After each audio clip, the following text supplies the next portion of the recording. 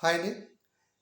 జగన్మోహన్ రెడ్డి గారి పైన రఘురామకృష్ణ ఏదైతే 'నరసింహ' సినిమాలో రజనీకాంత్‌ని నీలాంబరి వెంటాడినట్టు వెంటాడుతున్నాడు.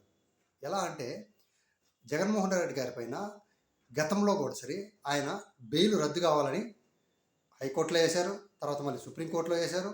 అక్కడ కూడా ఉల్లకాల. తర్వాత ఇప్పుడు మళ్ళీ ఇంకొక పిచ్చిని రంగంలోకి దింపాడు. జగన్మోహన్ రెడ్డి గారి శాసనసభ సభ్యత్వాన్ని రద్దు చేస్తా ఉన్నారు. జనరల్గా 60 రోజులు రాకుంటే శాసనసభ సభ్యత్వం రద్దు చేయొచ్చని ఆయనే అంటున్నారు. ఇక్కడ రూల్స్ బుక్లో జనరల్గా 2 పాయింట్స్ మనకు తెలిసినంత వరకు. ఎలా అంటే పాయింట్ నెంబర్ 1, ఎప్పుడైతే ఒక పార్టీలో గెలిచి ఆ పార్టీకి వ్యతిరేకంగా విప్ జారీ చేసినప్పుడు ఓటింగ్ జరుగుతున్నప్పుడు అవతల పార్టీకి కానీ ఓటేస్తే డిస్క్వాలిఫై అవ్వచ్చు.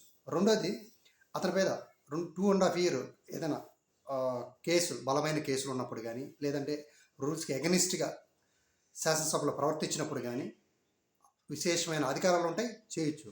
అయితే ఈ ఈ కొత్త విషయాన్ని ఆయన టీవీ ముందుకు తీసుకొచ్చేసి ఆయనకి పబ్లిసిటీ అంటే ఇష్టం కదా, పబ్లిసిటీ చేయడం జరిగింది. జనరల్గా మనకు తెలిసినంత తమిళనాడులో డిఎంకే గెలిచిందంటే జయలలిత ఉన్నప్పుడు జయలలిత 5 years శాసనసభకు పోదు.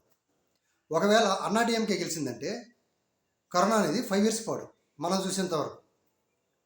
ఇది మళ్ళీ కొత్తగా తెచ్చిపెట్టి డిస్క్వాలిఫై చేస్తారనుకోండి. డిస్క్వాలిఫై చేస్తే టీడీపీ, జనసేన, బీజేపీ గెలిచిన అందరూ ఎమ్మెల్యేలకు వేసి పులివెందులో కూర్చుంటే గెలిపించుకొని రాగల సత్తా మీకుందా? లేదు. అది అందరికీ తెలిసిన విషయం. పులివెందులో జగన్మోహన్ రెడ్డి గారిని ఓడించే అంత సత్తా ఎవ్వరికీ లేదు.